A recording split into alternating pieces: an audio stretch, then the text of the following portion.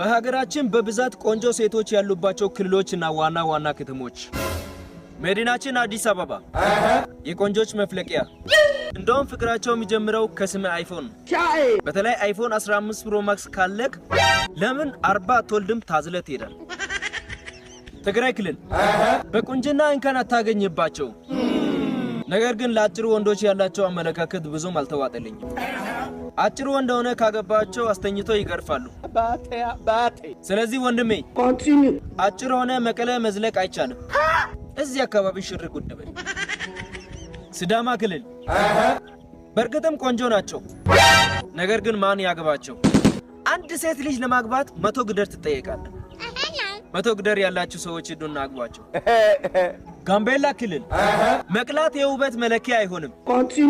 ውበታቸው የውስጥ ማንነታቸው። ኦሮሚያና አማራ ክልል ሴቶች